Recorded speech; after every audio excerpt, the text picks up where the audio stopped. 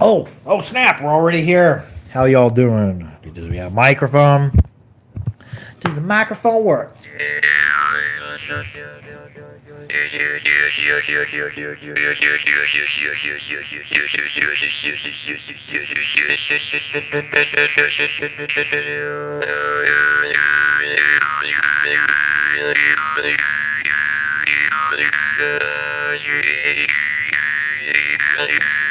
Hey, Nick Coleman, how you doing, dude? How's things out in the great out yonder? Oh, it was nice and cool here today, 90 degrees. Started building on a harp. I'm resuming some harp builds. Building one for the fest for the raffle.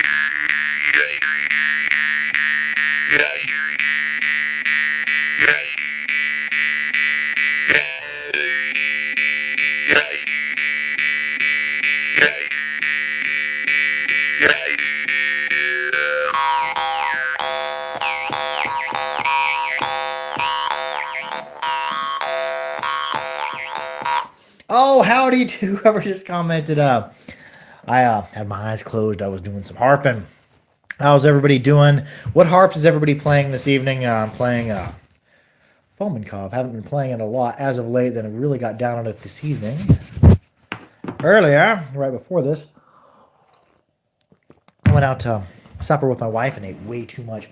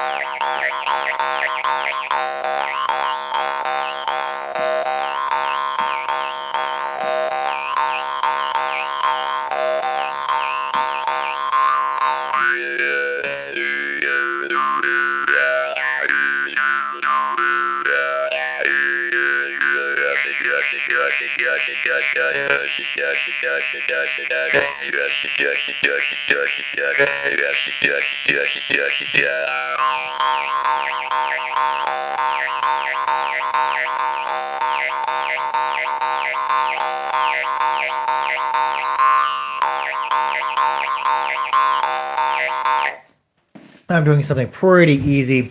I was holding my breath and Allah, Allah, Allah, Allah, Allah, Allah, Allah, Allah, Allah, Allah, without vocalizing because I'm holding my breath there. I'm doing that breathless play.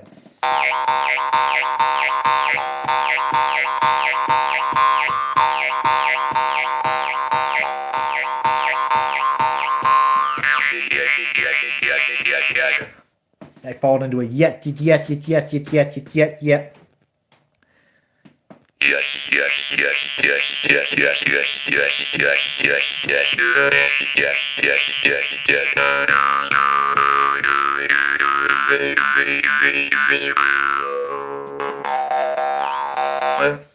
Howdy, Dr. Frank. How you doing? I'm just doing a bit of playing. For some reason today, I don't know why, but I'm playing with my middle finger more. I wonder if I'm just going to naturally go from my short pointer finger. I have one of my fingers a little wonky. It's shorter than the other, so maybe it'd be easier to switch over to my middle finger. Has better reach.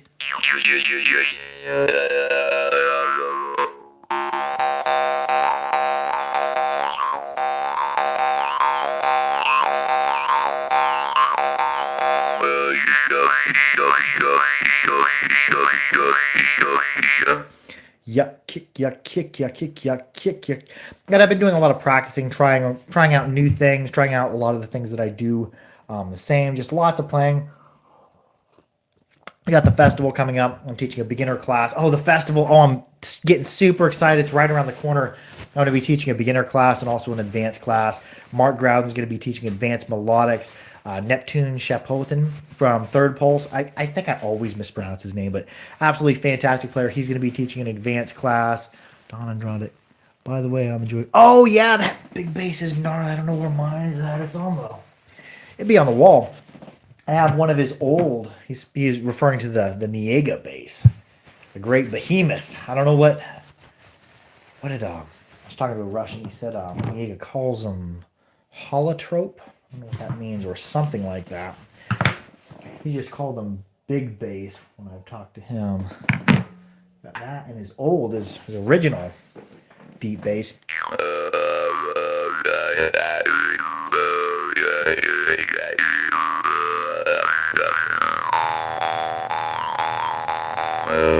Oh yeah, the bass Morchang, fantastic. We'll play one of those too. This was Niega's old deep bass. And his new deep bass, he made them a lot bigger. Yeah, it's a gnarly big harp. Some of them play super stable, and some of them, like I took the one that plays the least stable of them, but I've got the added benefit. It has a lot more depth.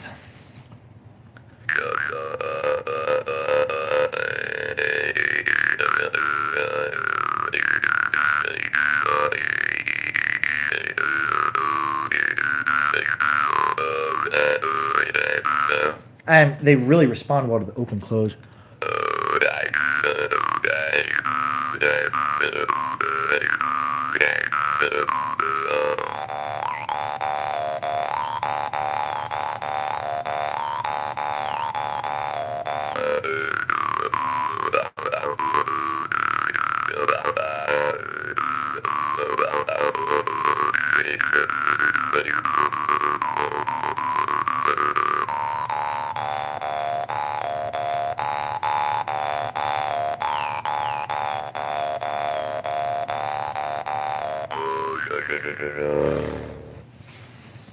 Really enjoy that one. We're just gonna play a mess of harps, I think, tonight. We're just gonna jump around from this harp to that harp. Oh, I got some new harps in it. Yeah, it is a weapon. I've started calling them the Great Behemoth. Behemoth. I like the word behemoth. I think actually the word behemoth was the biblical word that they used to describe. I'm not getting religious or nothing, but they used it in the Bible because I was raised pretty religious to describe animals with the necks and tails the size of cedar trees. Sounds like dinosaurs. But anyways, it's not important. I was gonna play. Oh yeah, I was playing this one in the video earlier with Mr. Donovan. And where are you hiding?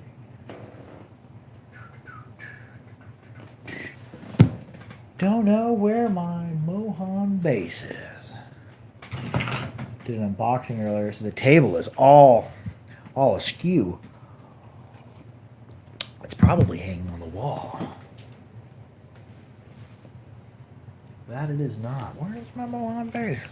I wonder if it's upstairs. I've got harps stashed all over my house. Anyways, we're going to look for it for 2 more seconds, then I'm going to go back to the playing.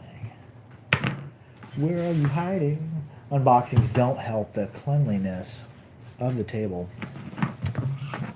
Play the Mohan regular. Ishan Shaw. Hey, hello from Kansas. How you doing?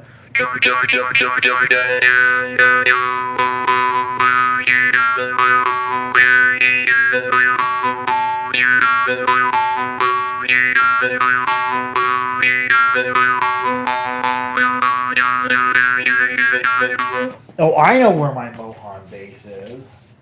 It's right here. It didn't make it far. I'm gonna play the Mohan regular.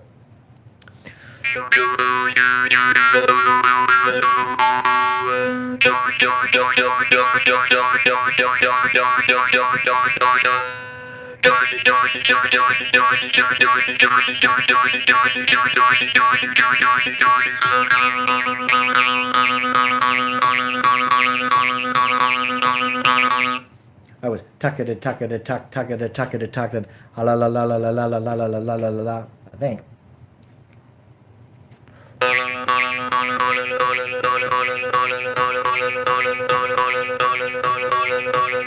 Yeah, hola la hola la hola hola la hola la hola. Well, kind of breathing inward.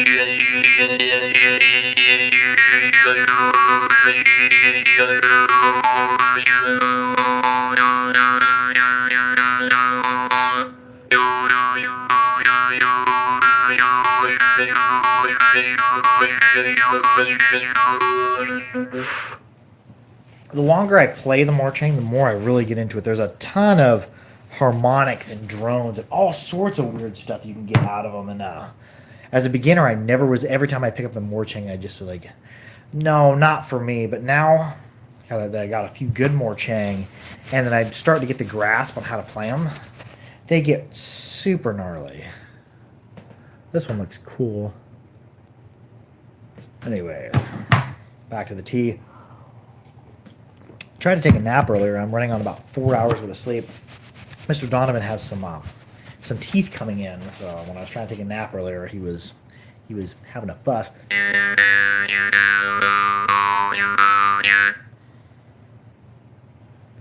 Is this my bass? Yes, it is.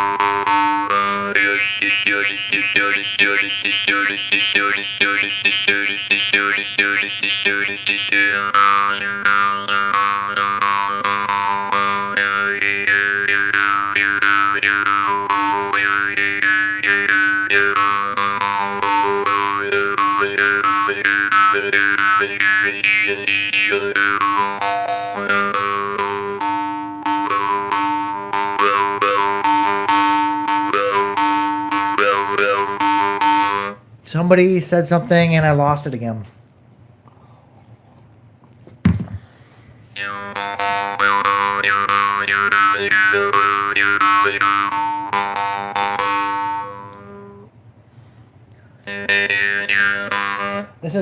This isn't my Mohan deep bass at all.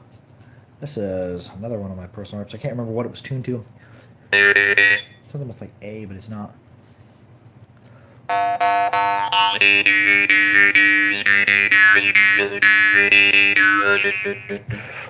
I want to find my Mohan D bass. Hanging on the wall, it's not on the table. Wonder if it accidentally got put back in the drawers with all the Mohans. Hold on. See if I can find my harp. Harp, where you be hiding? Got some monop in today as well.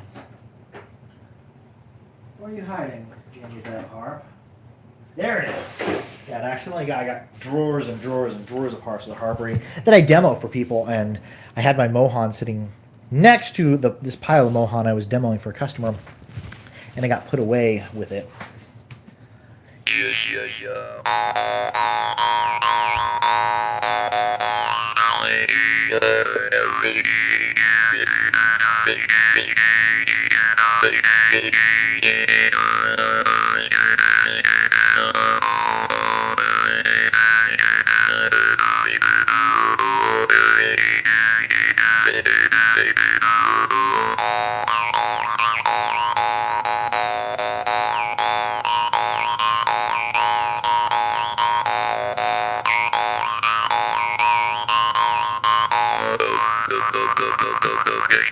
It's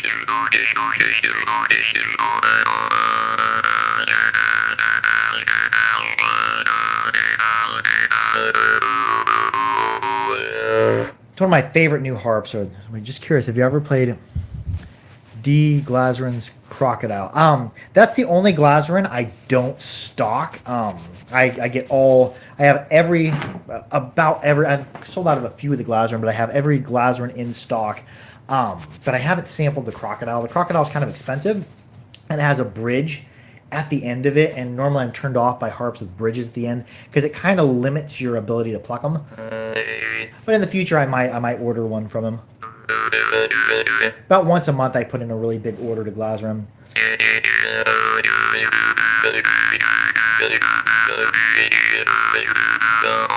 Yeah, if I do get a Crocodile, I'll make a video for it. What's another harp? Oh yeah, the Mohan bass. What is your most expensive jaw harp as of now? I don't have any of these for sale. Would probably be, and I'll never sell them because the only place to get them is through the maker, and you have to convince him to make you one. Is a Burtsev would be my most expensive. My second most expensive would be the Fomenkov. Fomenkov is actually the only harp I've ever gave 100 out of 100 to.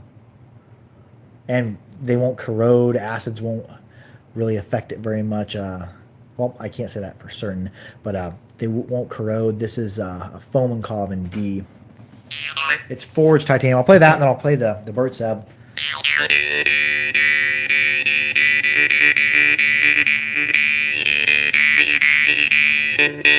It's actually a forged titanium one harp. Really cool. And the thing that's cool about it is it starts off with no edge on it. Then he has a half appleseed edge. Then you have a triangular cross section at the end, and then no edge. That is some. I've sharpened a lot of things. I've profiled a lot of edges for harps, for axes, for knives and such, different blades and such. And what he has done here is a ton of work. That had to have been all done by hand and expertly done. And the reed on this, the reed isn't steel. The reed is a titanium alloy too.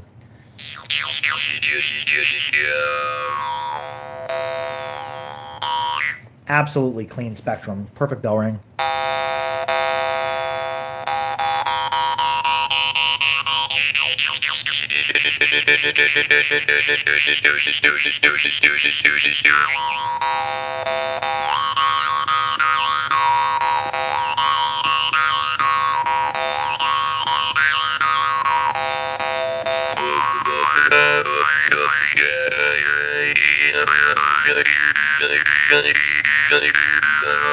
Really perfect balance of breath, of breathless play, melodics.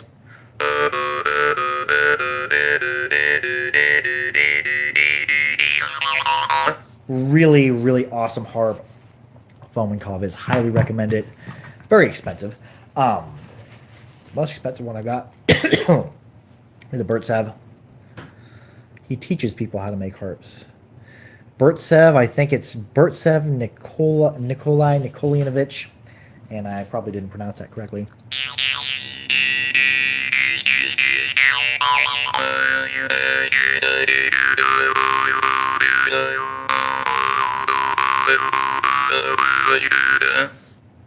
Evening, y'all. One of the best. Oh, thank you, Steven. Very nice compliment. But yeah, the Burtsev, somebody's asking me my most expensive harps. But the most expensive harps aren't the harps that I play the most often. I do wear this all over because it's like a piece of jewelry. I broke the strap that went on it, and I'm probably going to replace it with something like a different type of cordage, not a leather cord. It's a really good mix of harmonic, saturation, and a little bit of hillbilly.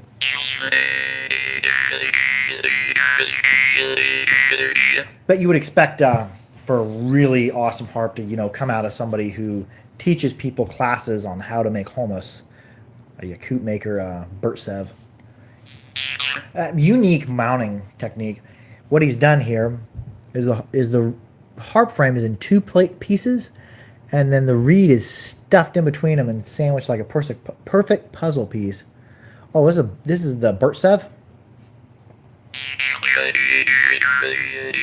Burtsev Junior Pro. I'd messaged Burtsev so many times wanting one of his harps, and he never responded. And then one time he did respond, and he sold me a harp. So I'm like, sweet. Kind of had to convince him that I really wanted a harp of his bad.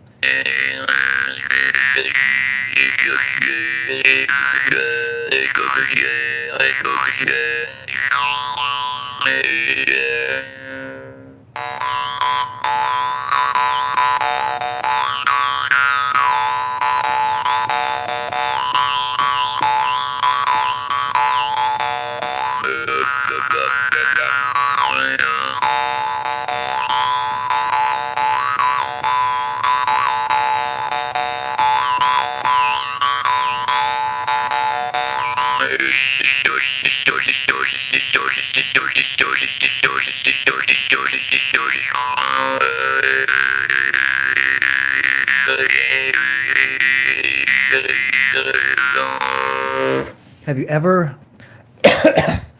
yes, I've seen that, and I contacted the lady, I can't remember her name, her dad and Christoforov, somebody was referencing the electric homus. Her dad and I think your dad does the electrical aspect of it, and then Christoforov, the Yakut maker, does the actual harp.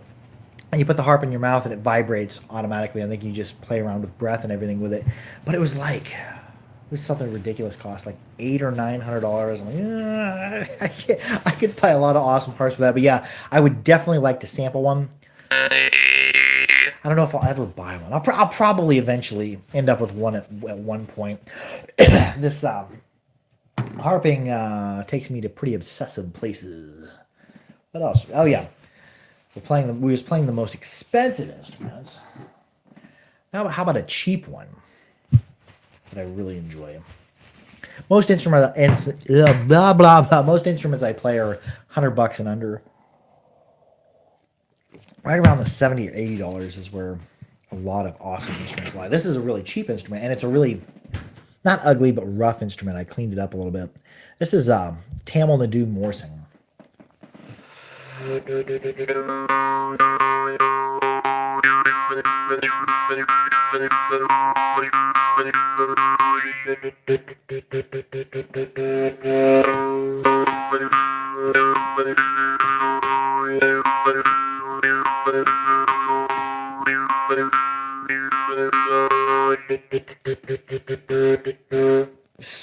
Super draw startable. The reeds on these are really super hard, and that's a lot of the word super in one sentence. But I really highly suggest if you're an advanced player, or if you have the fortitude to tolerate a really stiff reed, checking out a Morsing. They don't have a real pure tone. They have a drone, and then that you can work with, and they have some melodics on top of that. Tons of breath, because it feels like when you're breathing in, like you're doing like a reverse whistle.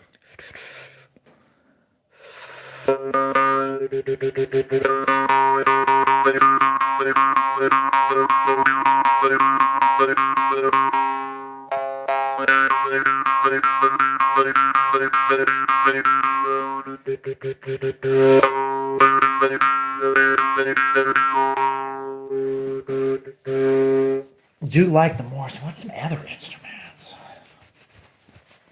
Pull one off the wall. Oh yeah, I've been playing a lot of the Maxeyev. I wish I could get more of the Maxeyev. Last time I talked to Maxeyev, I think things weren't going too well in Ukraine. The political situation or something like that going on over there. Where are you hiding?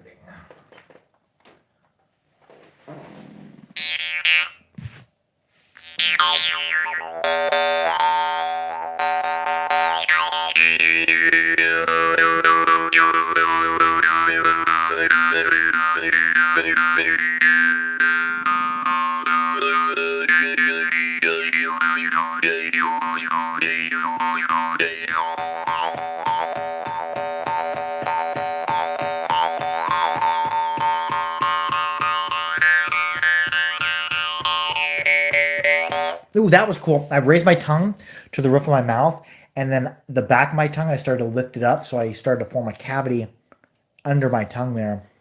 Let's try that again. I'm going to come up. At first I was holding my breath, and then I started breathing in and out of my nose, doing breathless play, raised my tongue up, and then I had kind of my tongue sealed at the back, and then I raised it up and let the air, or let the noise flow under my tongue. Let's try that again. I find a lot of times when I'm trying to do a specific technique or a specific tone control, if I start open and then I go up, and it's when I come back down that I can narrow in on what frequency or what sound I want, because I'm starting out, I'm finding it, and then when I find it, I roll with it. Start out open. Moose 889899, how you doing? Oh yeah, and a special thank you to JP the Beeman. He has a YouTube channel here on YouTube with a ton of subscribers. He sent me like 2 big jars of honey, and it's really good. So thank you, Dr. Beeman.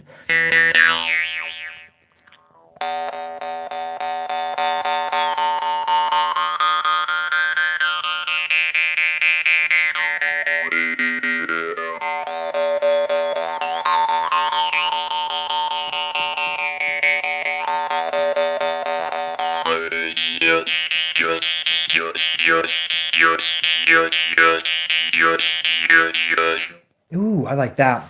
I was doing breathless play, and then I was yup. Like if I was to say yup. Stoked to hear different tips and techniques.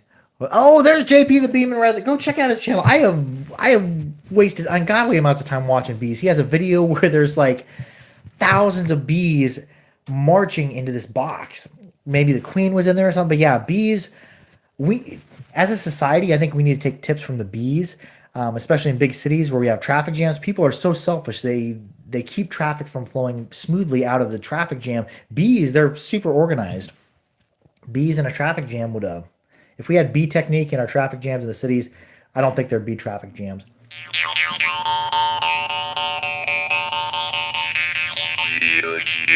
There that is again. I like that. It's like I'm saying yeah, but I'm breathing in. I want to experiment around with that. I'm gonna do some more playing like that tonight too.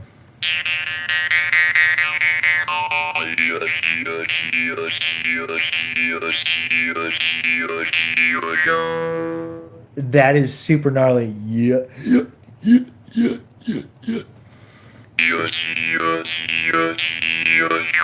Oh, that. If I end up making a technique tutorial for next weekend, that is going to be it. Yeah. And it feels really foreign in my head.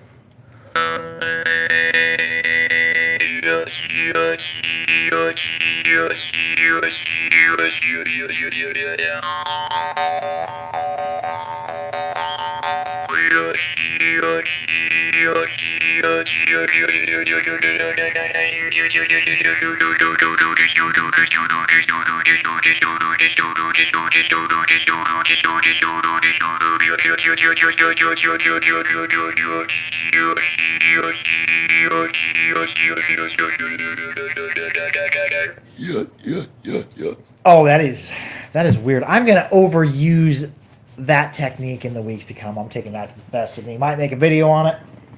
Need to be oiling my harps. I experimented around last night, and I did something really dumb. I'm debating on whether I should even put the video out, because I know some people are gonna be like, "This is stupid. I'm gonna unsubscribe." But what I did, I'll just show you. I'll share with you my stupidity. This Niega is now slightly rusted. It's got a kind of a golden rust coating, or maybe patina starting. I don't know.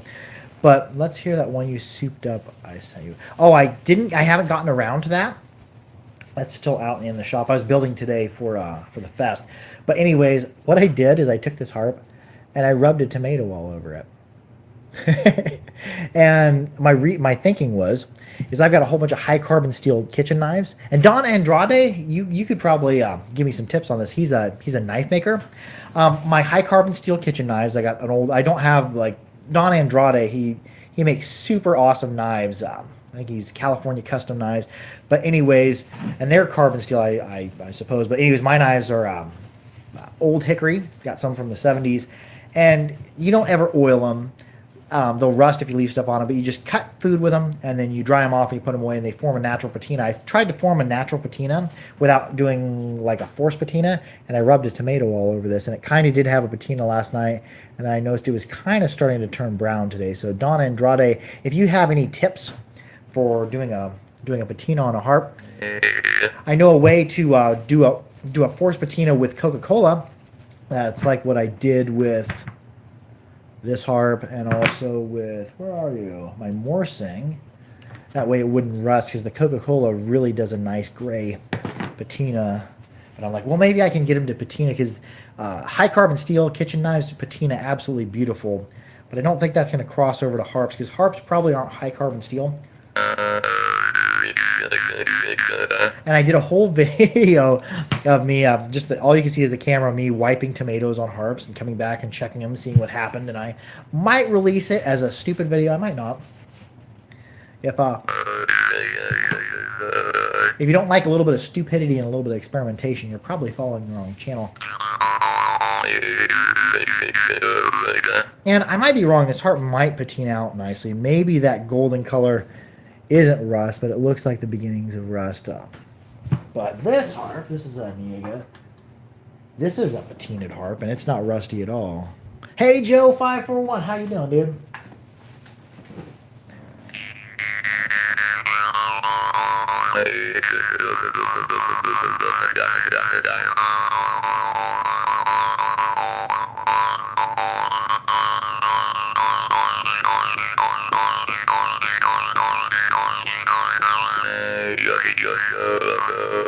Oh, what was that technique I was doing earlier then?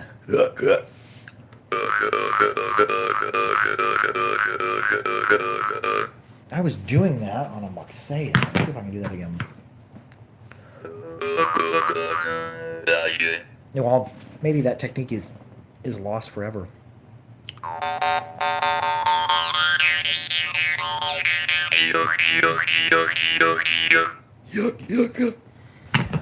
Oh, tomato, yeah. And I only wasted one slice of tomato on it because it was a Cherokee Purple, and then I ate the rest of it. Because Cherokee Purple tomatoes, next year for my garden, I'm going to plant 3 or 4 of them, because those are weird alien-looking tomatoes, but they're also extremely good. Let's see if I can get this going. Somebody says, Privyet. Hey, Privyet, how are you doing? I don't speak. That's about as far as my Russian goes, is Privyet. And I know Paka means bye.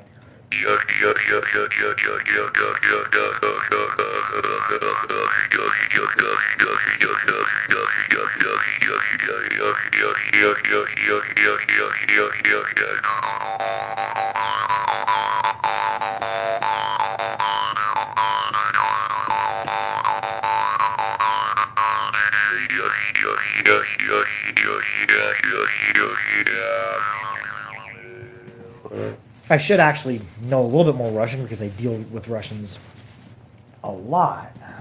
But I'm stupid. Those peppers you've been growing make me so... Oh, dude. Last night I played for several hours. I stayed up till almost 4 o'clock in the morning. I try to play every night, and then on Friday and Saturday nights I'll stay up till 3 or 4 o'clock in the morning, playing and trying new techniques, breaking things down, just rehashing all sorts of old techniques, trying to figure out new techniques, trying to figure out new ways of taking techniques that I know and combining them together. And before I go to bed, whenever I want to go to bed, because I drink caffeine, caffeine really wakes me up. Not today, because I got like 4 hours of sleep, but I ate some dip, and then I ate some of those peppers, and I ate a ghost pepper last night, and oh, the ghost peppers are mind-blowingly hot.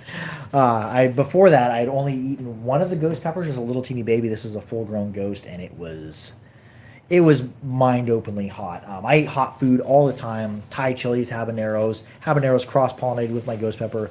But yes, the ghost pepper made me uncomfortable, which is something that doesn't happen very often with hot food. What should I play? Oh, this. Since I'm going to be getting more of these in the future, I highly, highly, highly recommend these. This is Shipanov in F. I'm getting him to make 5 in F2. I like this. He does 2 different patterns. I like this pattern.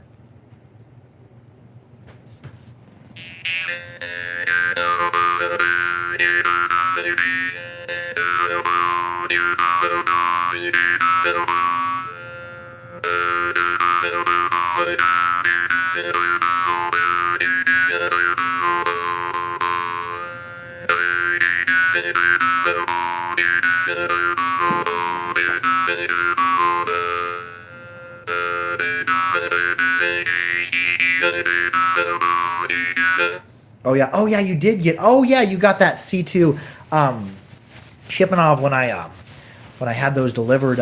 He told me, he's like, keep the C2, and I'm like, I've already decided to keep the F2.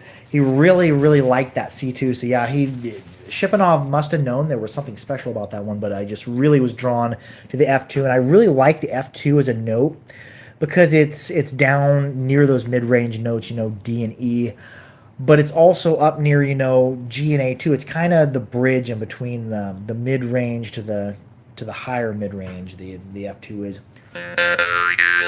and the same thing like a tuning C2. It's kind of midway in between, a D2 and an A1, so it's not super low, but it's not in the middle of the mid-range. So you get kind of the benefits of both. And this is an F2. Hey Joe, yeah. Hey Joe got that C2 shipping on. Oh yeah, I've got some C2 Litvinov coming. Got one from for my friend earlier. I ordered a whole bunch of Litvinov, and I got one for my friend out in India as a gift, who does some managing of harps that I get over in India, and that harp played as well as a Yakut Palmas. It was phenomenal. The higher up Litvinov, this is G2, are super loud.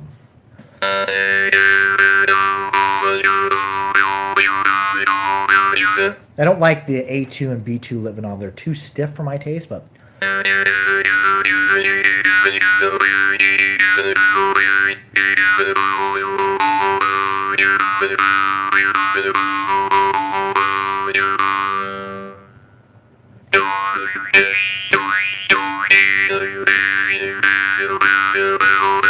I'm trying to keep it down because it's probably about time the baby goes to sleep, but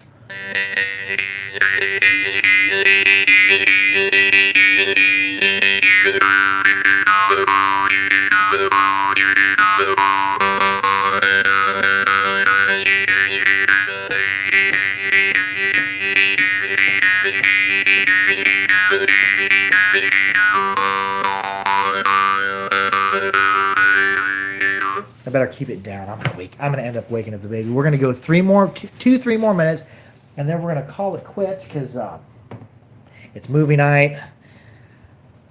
Me and my wife are watching a movie. We've kind of we're getting out of the waters of being new parents. We're no longer overwhelmed by the new baby, but things are about to change. The pace of having Mr. Donovan is changing because he is mobile now. He is wiggling and rolling and all over the place. I do a lot. If you follow me on Instagram, you'll see I post lots of videos of me and Donovan hanging out. And one of them was he ended up being 5 feet away in just a minute or two. And I pulled out my phone, I recorded him a little bit, and then he sat up. And then he's right next to this case full of books, and he pulls himself up and he starts going through the books. I'm like, whoa! When people tell you that when kids take off and just start getting into everything, they're not at all exaggerating. Over the course of a couple minutes, a kid can go from being barely mobile to mobile and up and going through your stuff. We're gonna play one more instrument.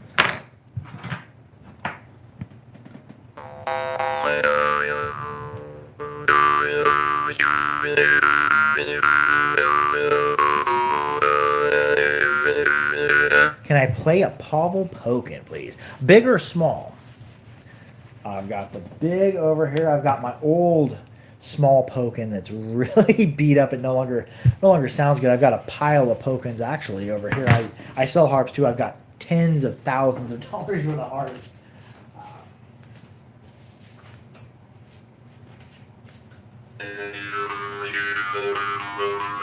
It sounds too electrical.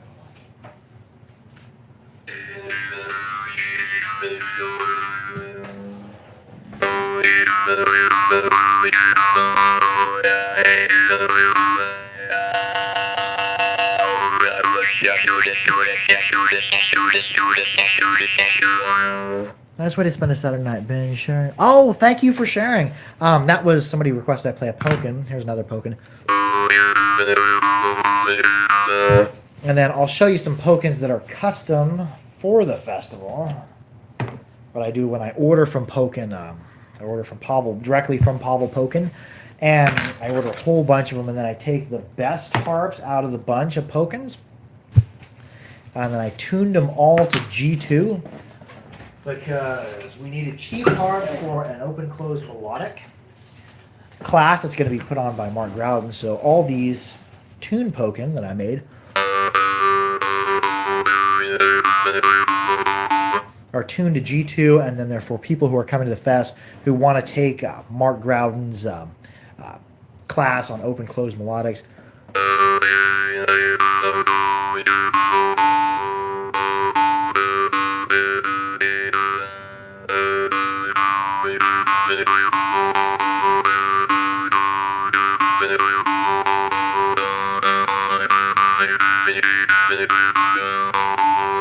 And I wouldn't call the Pokin traditionally a good harp for open-close melodics, but some of them, like that one, and some others, do have a cleaner sound, do have better third plane alignment. And a lot of the times when you get a Pokin, you can sight down it and see where it's off and bend it back into place. Sometimes Pokin will actually, because Pokin is a really super affordable production harp. I mean, it basically comes out of what I would call probably a factory. I've never been there, but I do order from Pokin.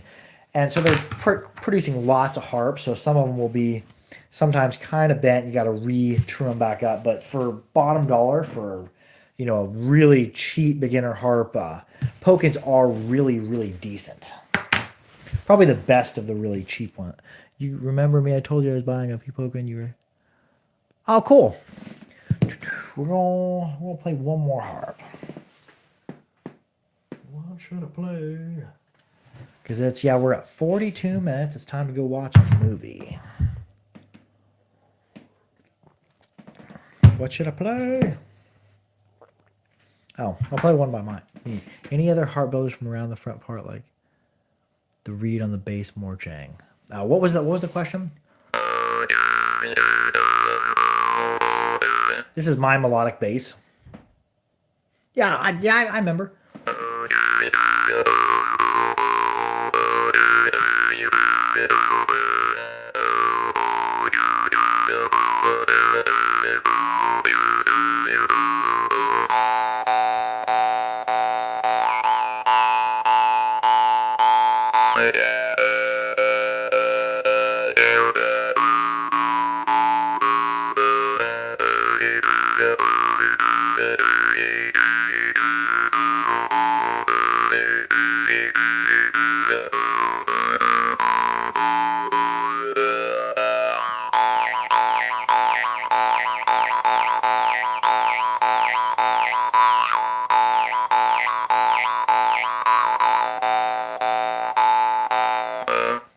Yeah, this is when I built, I have 3 options on the harpies, and I'm going to be really resuming building harps going into the fall. Play the Magoo harp. Yeah, this is when I built for playing to my wife's belly. It was an A1 sharp melodic in butter. It's the spring steel I use is .020 1074 spring steel at a Rockwell of 45, and I figured out the proportions I need for melodic play. Has a really good open close.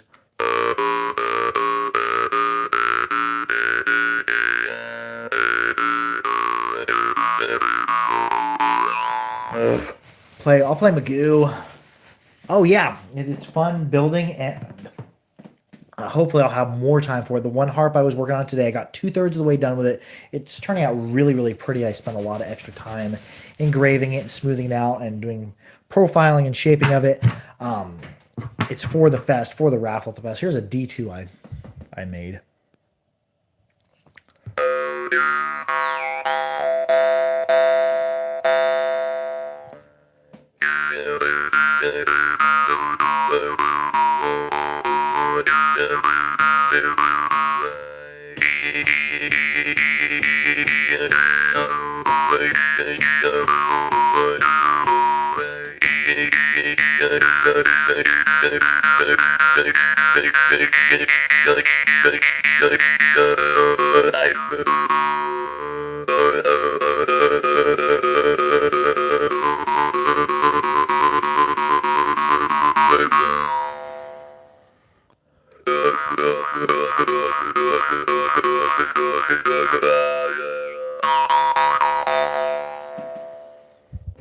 Yeah, that's my D2.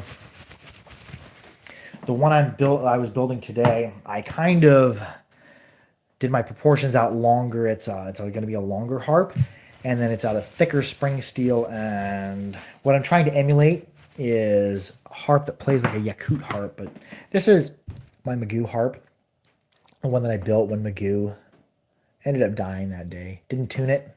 Wanted it at whatever frequency it fell at.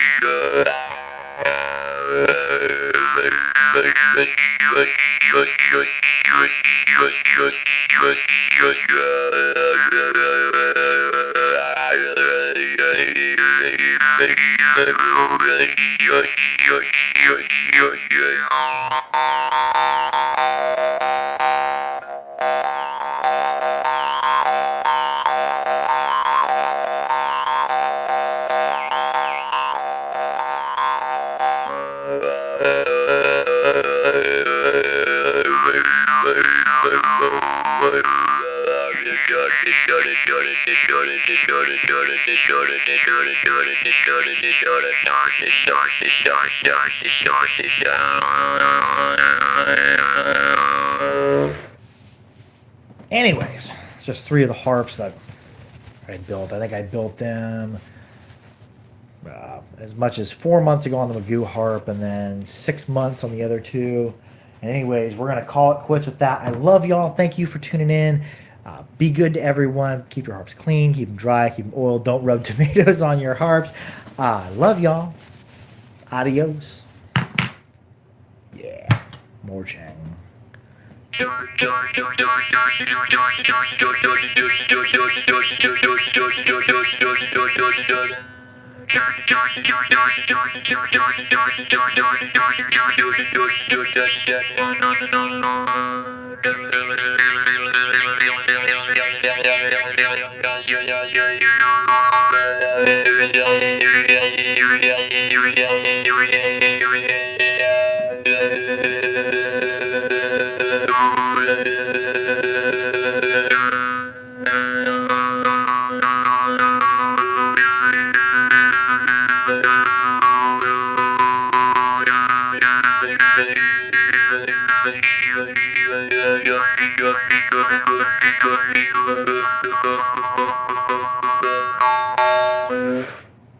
In the live stream. Bye. In the